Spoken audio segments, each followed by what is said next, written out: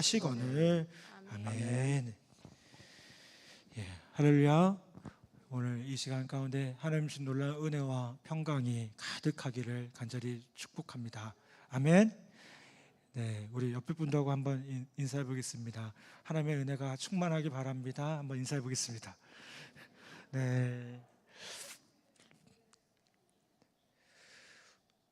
사도행전 9장의 말씀은요, 충격적인 말씀 가운데 하나입니다.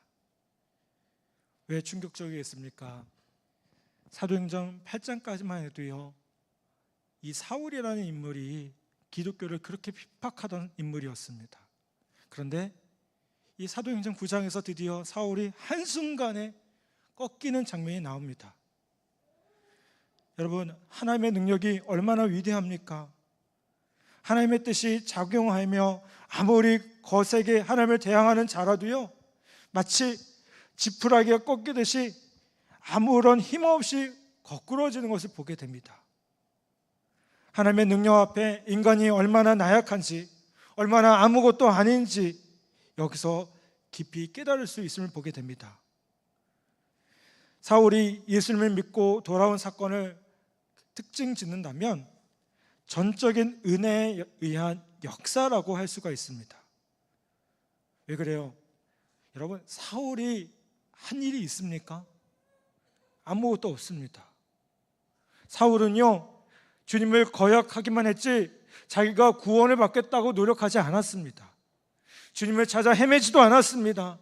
무엇인가 알아보려고 애쓴 것도 없습니다. 그런데 하나님께서 이 사울을 만나 주셨습니다. 한마디로 뭡니까? 이게 은혜였어요. 사울도 그것을 알았습니다.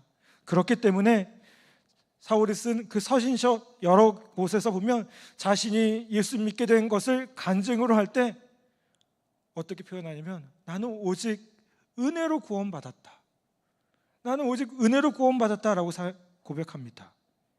에베소 3장 8절에 보면 모든 성도 중에 지극히 작은 자보다 더 작은 나에게 이 은혜를 주신 것은 측량할 수 없는 그리스도의 풍성함을 이방인에게 전하게 하시고 라고 말씀하고 있고요. 고린도전서 15장 10절에 보면 우리가 너무나 잘 아는 말씀이죠. 그러나 내가 나 된 것은 하나님의 은혜로 된 것이니. 아멘. 지금 사울은 뭐라고 얘기합니까? 모든 성도 중에 지극히 작은 자신에게 하나님께서 은혜를 주셨다라고 고백합니다. 받을 자격이 없는 자가 거저 받았다는 겁니다. 또 갈라디아서에서는요, 은혜로 자신을 부르셨다라고 말씀합니다. 그래서 이 사도 바울의 신학을 일컬어 뭐라고 하냐면 은혜 신학이라고 합니다. 그의 은혜 신학을 그대로 이어받은 어거스틴과 마틴 루터 역시 그 은혜를 강조하면서 교회를 새롭게 했고요, 교회를 다시 한번 세웠음을 바라보게 됩니다. 바울의 회심은요, 초자연적인 회심이라고 말할 수가 있습니다. 하나님은 초자연적인 능력으로 바울을 예수 믿게 끌어들이셨고, 이것은 바울에게 있어서 불가항력적인 사건이었습니다. 우리가 잘 아는 어거스틴 역시, 어거스틴의 회심도 비슷한 데가 있습니다. 이 어거스틴은 믿음 좋은 어머니 밑에서 자랐습니다. 그런데 지적인 허영심으로 똘똘 뭉친 도도하고 교만한 사람이었습니다. 그는 지적 수준이 굉장히 높은 수사학자였지만 영적으로는요, 어둠의 구렁텅이에 빠져있는 젊은이에 불과했습니다. 그러던 어느 날 밀라노의 한 정원에서 그야말로 내적인 고뇌의 절정에 올랐을 때 드디어 하나님이 초자연적으로요, 마치 사울을 부르신 것처럼 누구를 부르시냐면 이 어거스틴을 부르게 됩니다. 사실 그 전까지 어거스틴에게는요, 사전 작업이 있었어요. 밀라노의 주교였던 암브로시우스의 설교에 감동받았고요, 어머니 모니카의 눈물의 기도가 그의 마음속에 되살았습니다. 그러나 그것만으로는 주님 앞으로 완전히 돌아서지 못하겠습니다. 밀라노의 한 정원에서 몸부림치면서 자기 죄와 연약함 때문에 고뇌할 때 드디어 펴서 읽으라, 펴서 읽으라 하는 주님의 음성이 들려옵니다. 그 음성을 듣고 그가 펴서 읽은 말씀이 이 말씀입니다. 로마서 13장 11절부터 14절까지 말씀이에요. 또한 너희가 이 시기를 알거니와 자대가 깰 때가 벌써 되었으니 이는 이제 우리의 구원이 처음 받을 때보다 가까웠음이라. 밤이 깊고 낮이 가까웠으니 그러므로 우리가 어둠의 일을 벗고 빛의 갑옷을 입자. 낮에와 같이 단정히 행하고 방탕하거나 술 취하지 말며 음란하거나 호색하지 말며 다투거나 시기하지 말고 오직 주 예수 그리스도를 옷 입고 정욕을 위하여 육신의 일을 도모하지 말라. 아멘. 어거스틴은요, 지금 자다가 깰 때가 되었으니 육신의 정욕을 다 벗고 예수 그리스도로 옷 입자는 말씀을 듣고 어떻게 되었을까요? 이제 완전히 새로운 사람이 됐어요. 한순간의 사건이었고요, 예측하지 못했던 사건이었습니다. 오직 하나님만이 일하신 사건이었고 사람의 손길 하나 빌리지 아니한 그런 사건이었음을 보게 됩니다. 그래서 사울이 하나님의 은혜, 주님의 구원의 은혜를 강조한 것처럼 이 어거스틴도 뭘 얘기할까요? 은혜에 대해서 강조해요. 이게 얼마나 중요한 건지.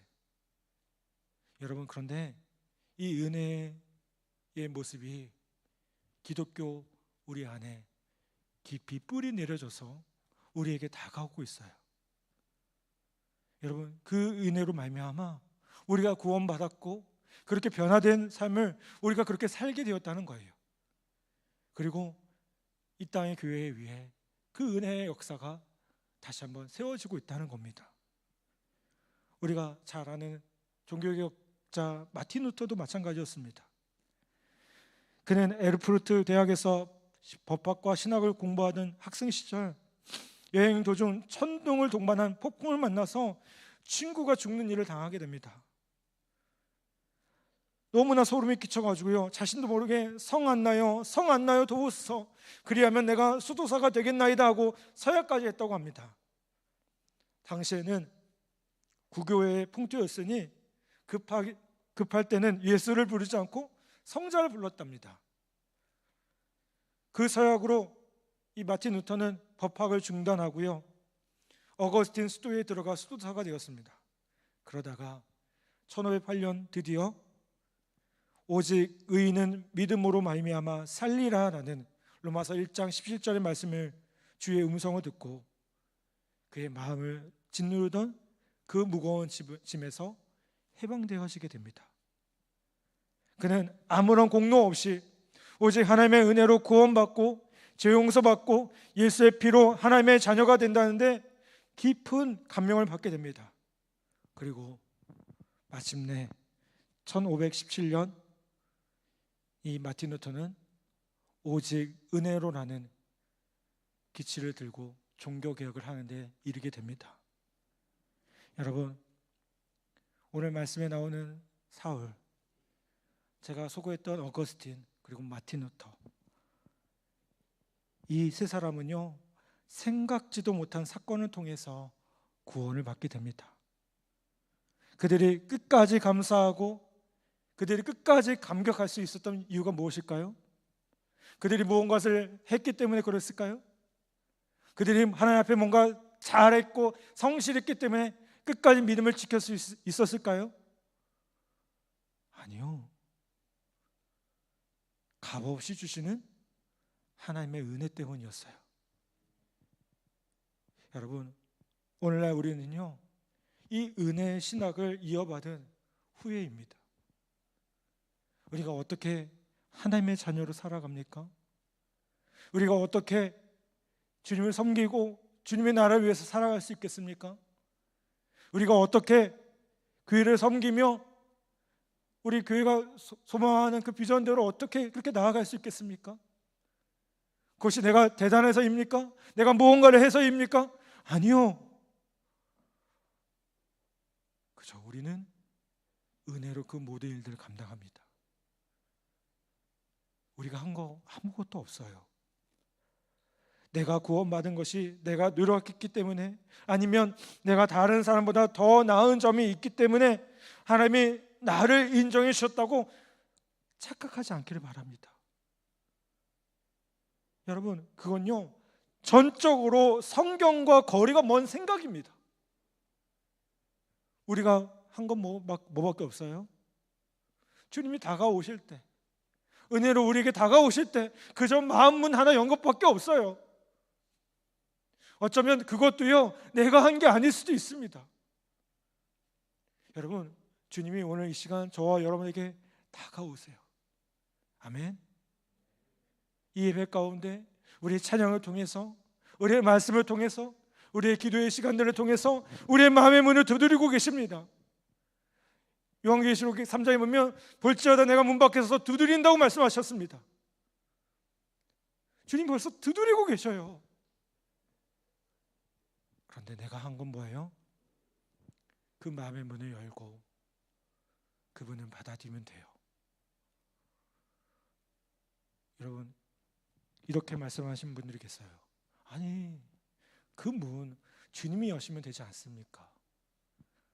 그 문 주님이 활짝 여시면 되지 않습니까? 여러분, 생각해 보세요. 주님이 사실 그 문을요 너무나도 쉽게 열 수 있어요. 그렇지 않나요? 사람의 마음문이 뭐가 어렵다고요. 그런데 여러분 잘 아시잖아요. 사춘기 시절의 자녀들, 그 자녀들을 키우면서 자녀들이 어느 날 문을 탕 닫고 방에 들어갑니다. 나한테 말 걸지 마. 무서워요. 그런데 그럴 때 부모가요 그 방문을 발로 차서 들어가면 어떻게 될까요? 그건 끝장인 거예요. 끝장인 거예요. 상상하기도 끔찍해요. 여러분, 하나님 역시 마찬가지 아니겠습니까? 그 방문을요 박차고 들어가지 않으셔요. 어떻게 해요? 우리 여기 계신 부모님들이 다 그렇게 하시잖아요. 그 자녀를 위해서 기도하면서, 내가 여기 있어, 내가 너를 위해 기도하고 있어, 내가 기다려줄게. 성경에 보면 주님 뭐라고 말씀하세요? 상한 갈대를 꺾지 않으신다고 했고요, 꺼져가는 등불을 끄지 않으신다고 했어요. 아멘. 주님은 여전히 어떻게 하셔요? 그 방문을 박차고 들어가고 계신 게 아니라 그 상한 갈대가 가만히 다가오기만 해요. 꺼져가는 그 등불이 꺼지지 않고 다시 타오르기만 해 기다리고 계신다는 겁니다. 여러분, 주님이 우리를 그렇게 기다리고 계시다는 사실, 우리를 그렇게 귀하게 여기고 그렇게 품어주고 계시다는 사실을 우리가 다시 한번 기억하기를 바랍니다. 여러분, 그래서 우리는 은혜로 구원받은 겁니다. 사울도 은혜로 구원받았고요, 어거스틴도 은혜로 구원받았고요, 마틴 루터도요 은혜로 구원받았고요, 오늘 서 있는 저와 여러분 모두가 은혜로 구원받았습니다. 아멘. 이건요 값없이 주어진 겁니다. 값없이 주어져서 너무나도 가치가 없는 겁니까? 아니요, 이건요 값으로 매길 수 없는 것입니다. 값으로 매기기에는 너무나도 가치가 있는 것이라서 값이 없는 겁니다. 여러분, 오늘 우리에게 그런 놀라운 은혜가 주어졌음을 기억하고 그 은혜에 감격하며 살아가는 우리 모두 되기를 간절히 바랍니다. 그런데 세상은요 이 은혜로 살아가는 것을 자꾸만 방해합니다. 세상에 은혜라는 게 있나요? 사실 그 은혜를 찾아보기가 쉽지 않아요. 오늘날 학생이 시험을 보는데요, 은혜로 학점을 받았다. 그게 제대로 된 시험일까요? 아닙니다. 그렇죠?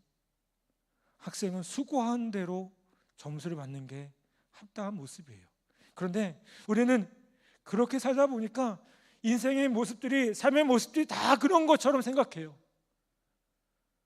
물론 우리의 수고한 대로 받는 것이요 은혜입니다. 여러분, 우리가 얼마나 수고했는데 그 수고한 대로 받지 못하는 일들이 얼마나 비일비재합니까? 수고한 대로 받는 것, 이것조차 은혜입니다. 그런데 그게 전부가 아니에요. 그거를 뛰어넘는 분명한 하나님의 은혜가 있다는 겁니다.